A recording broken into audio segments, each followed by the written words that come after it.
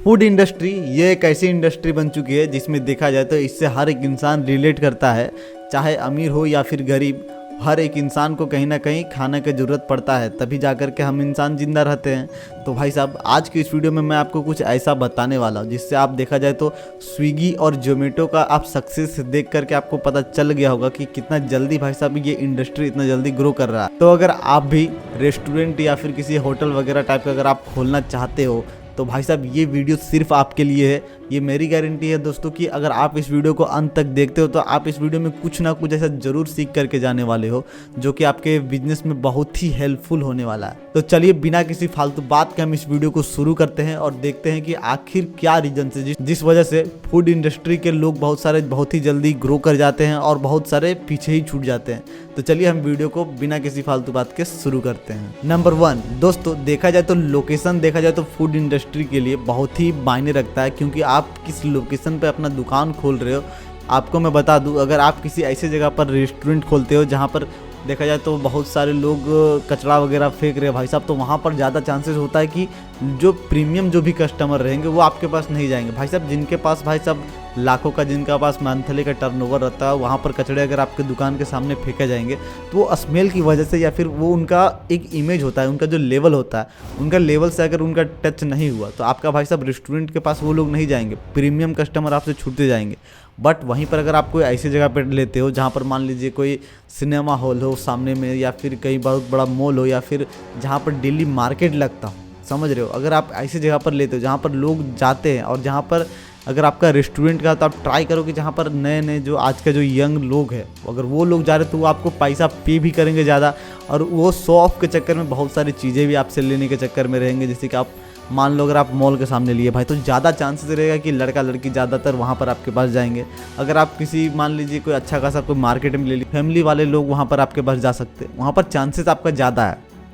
तो इसलिए हमेशा ट्राई करो भाई साहब कि अपना जो लोकेशन है बहुत ही सोच समझ करके चूज़ करो, क्योंकि एक लोकेशन ही है जिसमें देखा जाए तो ये आपका ऑनलाइन में अगर आप मार्केटिंग कर रहे हो या फिर ऑफलाइन में भी मार्केटिंग कर रहे हो तो इसमें आपका मार्केटिंग का खर्चा आपका बहुत ही आसानी से बच सकता है। क्योंकि अगर लोग आपके दुकान से पार होंगे तो आधी मार्केटिंग तो आपकी वहीं से होगी। क्योंकि भाई साहब अगर आप अपना शॉप खोल रहे हो तो वहाँ पर अपना जो भी नाम रहेगा, ब्रांडिंग वगैरह तो आप करवाओगे ना, तो उससे आपका एक वहाँ से हो जाएगा। लोग देखेंगे कि वहाँ पर वहाँ पर होटल खुला हुआ है या फिर रेस्टोरेंट खुला हुआ है, तो लोग ट्राई करना चाहेंगे, वहाँ पर आपका मार्केटिंग का खर्चा बच जाएगा अगर आप किसी ऐसी जगह पे खोलते हो जैसा मैंने आपको बताया। सेकंड चीज़ देखा जाए तो मेन्यू, इसमें देखा जाए तो ये भी बहुत ही बड़ा डिपेंड करता है, क्योंकि अगर लोग आपके पास आ रहे हैं तो भाई साहब आज की डेट में देखा जाए तो ज़्यादातर कस्टमर चाहते हैं क्या भाई साहब कि हमको जल्दी खाना मिल जाए और अच्छा खाना मिल जाए, ताकि हम अपना खा पी करके आराम से अपने काम पे आगे तुरंत निकल जाए। बट वहीं पर अगर कस्टमर आया और उसको आप 2 घंटे तक बैठा करके ही रख दिए तो भाई साहब उसका तो पहला बात, तो बैठे बैठे कितना देर कोई इंसान बैठेगा, उसे भी कहीं ना कहीं जाना होगा। तो इसलिए हमेशा ट्राई करो कि आपका जो मेन्यू है, आप मेन्यू में कुछ ऐसे डिश ऐड करो जो कि चुनिंदे, यानी कि आप सबसे पहले तो ये पता करो, अगर आप स्टार्ट कर रहे हो, अगर आप नया रेस्टोरेंट खोल रहे हो तो आप पहले ट्राई करो कि 2-4 जो आपके आसपास के इलाके के जो भी रेस्टोरेंट है, होटल है, उसमें जा कर के आप देखो कि भाई साहब लोग ज़्यादा क्या ऑर्डर करते हैं। और गलती से अगर आपके कोई रिश्तेदार में कोई ऐसा मिल जाता है तो आप वहाँ से आप डेटा चेक कर सकते हो कि आपका ये जो है पूरा मंथली में सबसे ज़्यादा कौन सा जो डिश होता है वो सेल हुआ।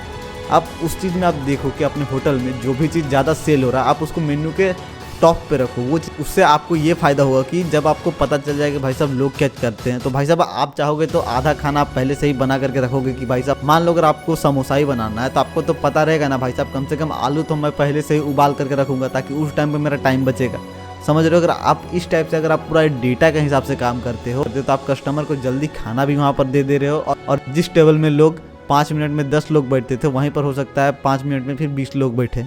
क्योंकि भाई साहब आप उनका वहाँ पर टाइम पूरा बचा ले रहे हो। समझ रहे हो ना, अगर आप चाहते हो कस्टमर को जल्दी और अच्छा सर्विस देना तो ये चीज़ आप कर सकते हो। नंबर 3, बैठने का जगह देखा जाए तो इसमें होटल या रेस्टोरेंट टाइप के बिजनेस में बहुत ही मैटर करता है। मान लो अगर आप किसी रेस्टोरेंट में जाते हो और वहाँ पर अगर आपको पूरा सोफ़ा वगैरह पूरा मिल जाता है भाई साहब, पूरा नीट एंड क्लीन और पूरा अच्छा खासा आपको मिल जा रहा है बैठने के लिए, तो हो सकता है कि आप जिस होटल में 5 मिनट बैठना चाहते हो उसमें हो सकता है आप फिर 10 मिनट बैठो, या फिर 20 मिनट या फिर 30 मिनट भी आप बैठ सकते हो, क्योंकि वहाँ पर आपको पूरा कंफर्टेबल सीट मिल गया, फैन या फिर एसी तो आप रखोगे ही अपने रेस्टोरेंट में। तो भाई साहब लोग क्या करेंगे कि आज जिस खाने को वो 5 मिनट में खा सकते थे, हो सकता है उस खाने को वो फिर 15 मिनट लगा दे। इसलिए ट्राई करो भाई साहब कि मेरे हिसाब से तो मैं आपको बताऊंगा कि अगर आप कोई रेस्टोरेंट खोल रहे हो तो उसमें आप ट्राई करो कि लकड़ी के जो थोड़ा डिज़ाइनिंग जो होते हैं, लकड़ी वाले जो कुर्सियाँ, आप उन चीज़ों को रखो। इससे क्या होगा कि लोग क्या करेंगे, जाके भाई साहब बैठेंगे, दिखने में थोड़ा प्रीमियम लगना चाहिए, बट लोग कुर्सी में बैठेंगे और उस कुर्सी की वजह से कंफर्टेबल ना होने की वजह से लोग क्या करेंगे, खाना जल्दी खा करके निकलने का ट्राई करेंगे। मतलब कि भाई साहब जिस टेबल में आप चाह रहे हो तो एक राउंड घुमाने के लिए, हो सकता है उस टेबल में आपका डबल राउंड घूम जाए। यानी कि अगर आपका वहाँ पर टाइम आपका बच जा रहा है कस्टमर का, और उस चक्कर में कस्टमर जल्दी जल्दी आराम से खाना भी खा लेगा और वहाँ पर ज़्यादा आपका टाइम वेस्ट नहीं करेगा। मेरे ख्याल से इस चीज़ को आप कभी ना कभी गौर जरूर किए होगे अगर आप कभी किसी रेस्टोरेंट वगैरह में जाते होगे तो। और साथ ही मैं इसमें आपको एक बात और बता दूँ कि आप ट्राई करो, आप जो भी चेयर लगा रहे हो तो उसमें आप कोने वगैरह जो होता है कि किसी एक कोने में जा करके चेयर लगा दिए, तो आप ट्राई करो कि कोना से थोड़ा बचा करके रखो भाई साहब। क्योंकि अगर आप अपने रेस्टोरेंट के किसी कोने में अगर आप रख दे रहे हो टेबल वगैरह, तो भाई साहब इतना जानो कि लोग क्या करते हैं कि ये ह्यूमन नेचर है कि अगर आप किसी कोने में जाते हो तो वहाँ पर लोग फिर आराम से बैठ करके, कोई देख नहीं रहा, उतना ज़्यादा टेंशन होता नहीं, तो वहाँ पर लोग ज़्यादा समय बिता देते हैं, समझे ना। तो आपका वहाँ पर टाइम भी जा रहा है, टेबल भी जा रहा है। तो इस चीज़ का थोड़ा ध्यान रखना, ये आपको बहुत ही फायदेमंद साबित हो सकता है। नंबर 4, ये देखा जाए तो बहुत ही अच्छी एक देखा जाए तो मार्केटिंग स्किल आप बोल सकते हो, या फिर अगर आप चाहते हो कि बहुत ही कम दाम में आपके रेस्टोरेंट की मार्केटिंग हो जाए, आप ट्राई करो कि आपका जो भी होटल या फिर जो भी रेस्टोरेंट है उसका जो दीवार है आगे जो फ्रंट गेट का होता है उसके आसपास में जो भी आप दीवार खड़ा कर देते हो उसके जगह में आप ट्राई करो कि भाई साहब शीशा लगवाओ, यानी कि लोग बाहर से ही चलते फिरते देख सकते हैं भाई साहब अंदर में रेस्टोरेंट है। नंबर 4, आप ट्राई करो कि आप जहाँ पर भी रेस्टोरेंट या फिर होटल खोले उसका जो फ्रंट का जो गेट है उसके बगल में जो आपका दीवार है उसमें आप ट्राई करो भाई साहब कि आप शीशा लगवाओ दीवार की जगह पर। शीशा क्या होगा कि वो उसमें आपका मार्केटिंग अच्छा खासा हो जाएगा। लोग अगर बाहर से भी पार होंगे भाई साहब तो वहाँ पर आपका दिखेगा कि अंदर में भाई साहब लोग बैठे हुए हैं, अंदर में रेस्टोरेंट है, वहाँ पर खाना वगैरह बन रहा है। तो लोग जैसे वहाँ से पार होंगे उनके दिमाग में एक चीज़ रिकॉल होगा कि भाई साहब वहाँ पर खाना बन रहा है या फिर वहाँ पर रेस्टोरेंट खुल चुका है। ये देखा जाए तो ज़्यादातर दिमाग में ये चीज़ थोड़ा अलग और थोड़ा यूनिक भी हो सकता है, ठीक है। अगर आप इसमें चाहो थोड़ा लाइटनिंग वगैरह अच्छा से करके तो यहाँ पर आपका अच्छा खासा ब्रांडिंग हो जाएगा। आपका जो भी आपका रेस्टोरेंट खोले उसको आप जल्दी ग्रो कर सकते हो यहाँ से।